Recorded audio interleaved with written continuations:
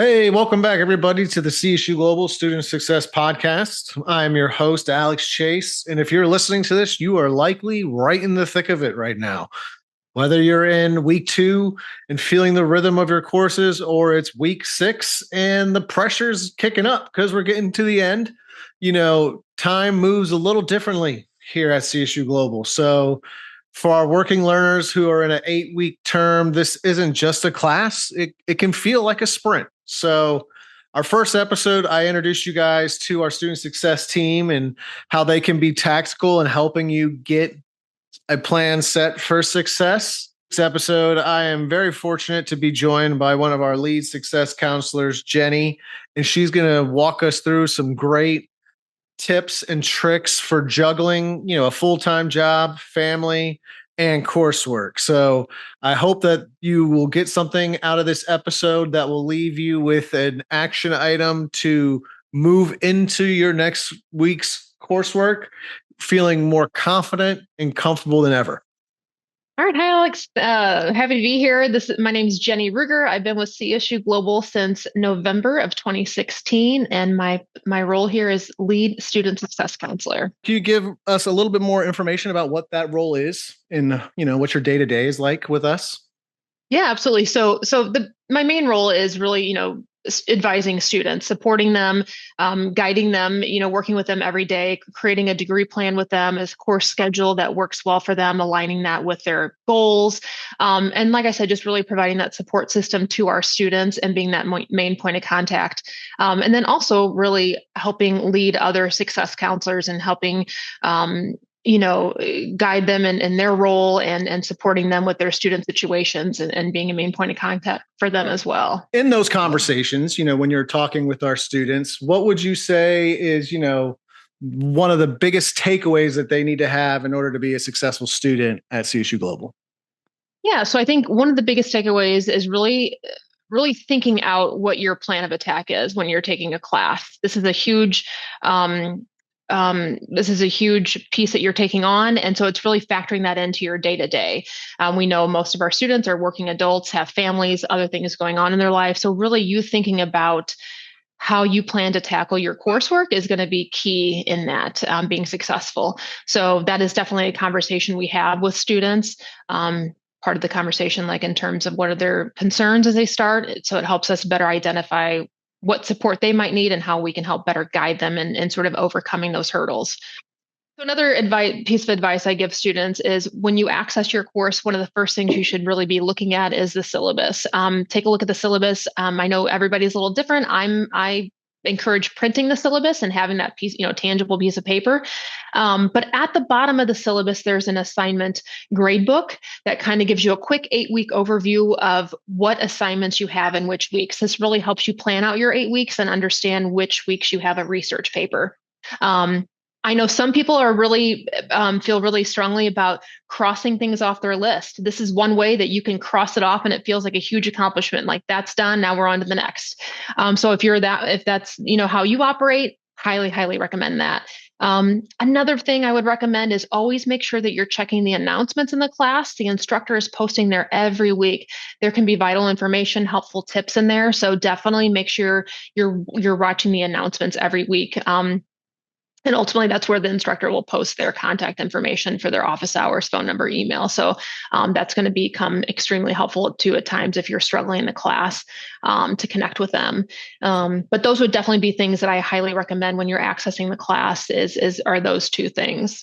Nice. So planning essentially is what you're saying. Absolutely. Is a huge key. So for me personally, I'm not the best planner. I struggle with that in my personal life. So if a student were to say, what is the most effective way as a student at CSU Global to manage my time, what advice would you give them?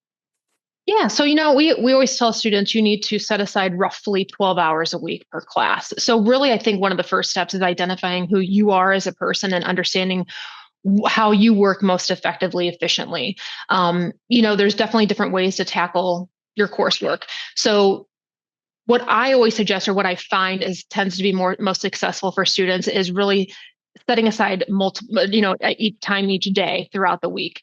They have what they call time blocking, where maybe you have a specific time each day that's sort of a non-negotiable. like going to work. I have to go to work 8 to 5. Well, then maybe, from 7 to 8:30 every night, you have to do schoolwork. So there's that method. Um, and so knowing that it's just a requirement, it's non-negotiable. Some might do like more task chunking, where you might set aside time each day to do specific tasks each day. But really, ideally, setting aside time each day makes it feel a little bit more attainable, maybe a little less stressful. We have some students that feel strongly about just spending 6 to 8 hours at a time on a weekend, maybe. Maybe that would work out well for you. The only, it's kind of a slippery road to walk in terms of, should something come up in your week or life, because things happen, and then all of a sudden that sort of completely derails that, and now you're sort of under the gun. So while I'm not saying it can't be successful at times, I think it's better suited if you can maybe each day spend a little time on work, on coursework rather, so that way it's kind of spread out a little more and feels, like I said, a little bit more achievable. Love that. No, I think that's very actionable and, understandable advice. As you tell that those different strategies, I'm thinking as, a student success manager, these are type of things that I would, recommend to one of my success counselors who are struggling with their workflow. So similar to what you even mentioned, like it can be a non-negotiable. This is just like your work. It's just as important as the tasks that are assigned to you at your work. Can you speak a little bit more to like the experiences that you've had with our students who are those working professionals, and that while it can seem insurmountable while balancing the two, that these type of techniques can help them achieve those goals that they have? Yeah, absolutely. So I think sometimes people think, oh, I'm in school, I have no life. Like it's over. This is just my main focus outside of work or what have you.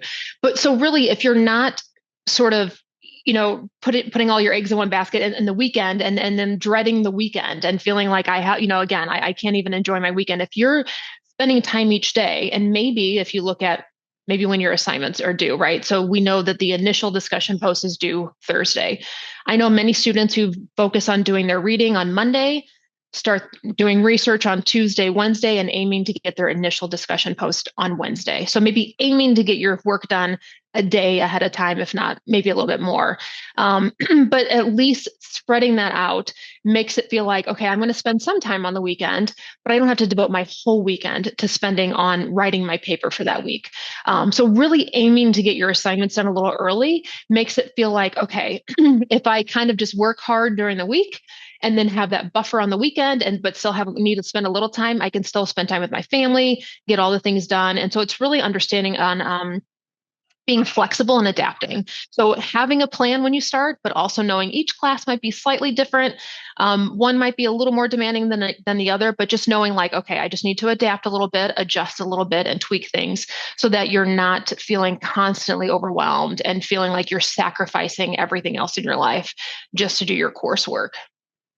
I love that advice because, we want this experience to be pleasant for everybody involved. And this is not just something that you're having to shackle yourself to. We're here to hopefully enhance your work life as you're taking the coursework that you are, because, the way it's created is to cultivate stuff that you are doing in the workforce. So I think relating 100%. It back that way is a great example. I was thinking as you were talking about that, even the best laid plans go awry. So when they do, what should our students, think in that moment? Like, oh man, it's week 3 or 4 and I forgot because I had a softball game this weekend and I didn't get my chance to do my discussion posts. When I'm having that moment, what do I do as a student success? I mean, as a CSU Global student? Absolutely. So, it's these 8 weeks, they move faster than you really probably realize. And so you get behind a week or 2 weeks and things start to pile up rather quickly. You tend to get overwhelmed. So my best advice, first off, connect with your instructor.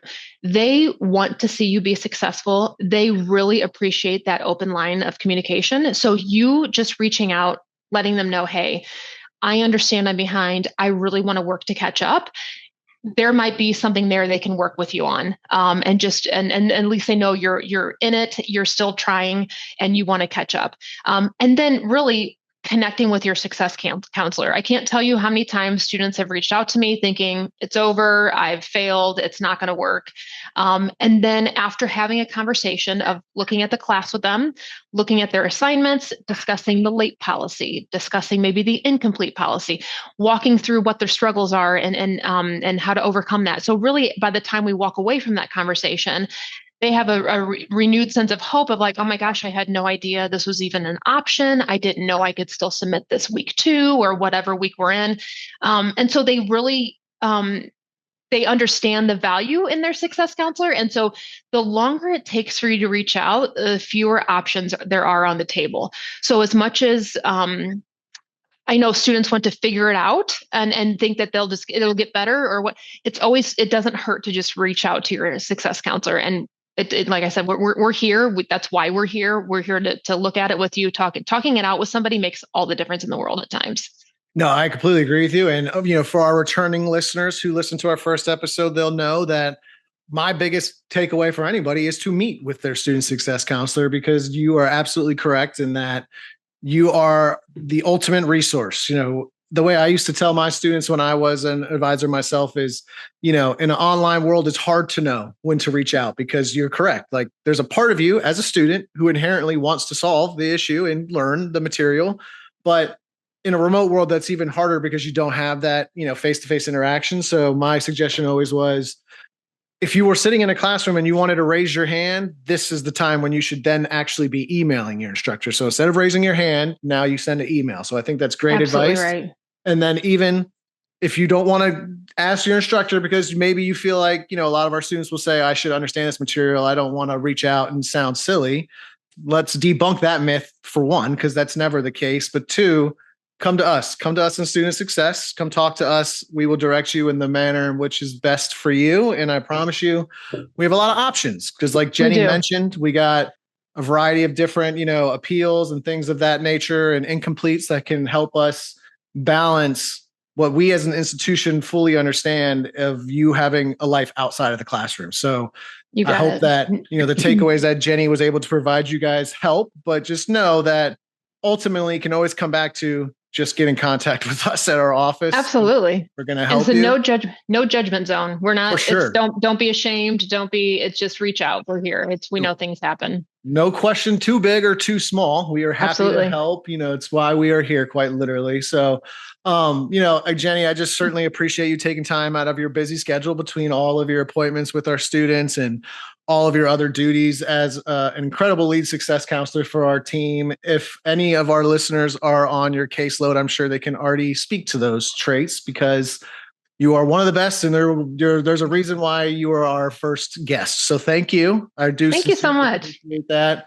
I do want to get one last question out of you before I let you go. You bet. If, I hope most of our listeners already know this, but our objective is to meet with every student that, comes through our doors remotely at CSU Global through their first term appointment with their success counselor. We don't always get that opportunity to speak with a student on the phone because of what we just talked about, that life is pretty busy. You kind of got to figure out where your time blocks are to fit it in. And I can easily understand that, maybe a first term appointment isn't one that seems to be a priority. So with this platform of a recorded, podcast, what would be like the one thing that you think every new student at CSU Global should know going into that first class in order to be able to make it to that finish line of graduation? Just knowing when you start, it's just like I said, it's kind of like you have a plan, you have an idea, just kind of understanding and being reasonable with yourself when you start classes. Sometimes people feel like I have to accomplish this much. I have to do it at this pace. I have to do, I just have to. Just understanding, again, being flexible, being adaptable, and really just using your resources. We have so many resources, obviously your success counselor being one of the top, but really, reaching out and connecting. There's just so many people available and ready to help. And so really, I know it's hard to sometimes connect at the beginning, and there's a lot kind of thrown at you and there's a lot of moving parts, but at some point, even as the dust settles, reach out to your success counselor. I promise you, there are things that you're going to learn that you had no idea existed, because you only know what you know. So Like I said, if you need some time to just kind of move around on your own, I know sometimes people want to just kind of get in the class, kind of take a look around, understand what they need to, form their questions. That's fine. But again, just being open to having that conversation and knowing that there's a lot to understand about your degree plan to get you and reach your goals. Yes, that is great advice. If anyone who knows me, being intentional in your actions is something that I always, I'm a broken record when it comes to that. Because if you could just be intentional in trying to meet with us, I promise you, we will provide you some piece of information that will help you along the way. Absolutely. And, to your point, there are resources that are available to you that you might not even know exist until you meet with us, such as we didn't really get to it in our conversation, but I know that as student success counselors, you guys have tools like an assignment tracker that was made, in-house. That's not necessarily a university resource. It's just something that we developed that we know, hey, students do have a tough time blocking time on their own because it's a fast pace to figure it out. So if you reach out to your success counselors, and there's a wide variety of things that we can provide you that Jenny mentioned today that can help get you on the right path. But ultimately, regardless of what your plan is, when it starts to go a little wonky, just reach out to us and we'll help. But again, thank you so much. I do sincerely appreciate your time. You're welcome. I love being here. Well, thank you. We know your time is limited. So sincerely, thank you so much for just spending a little bit of it with us this afternoon and listening to this podcast. I really hope that you were able to get some actionable information from this episode that can help you manage and master the 8-week sprint that we do have here at CSU Global. So be sure to check out the show notes below for the direct links to some of the resources that were mentioned in this episode. And as we repeated, if you just have any questions, please reach out to us in Student Success.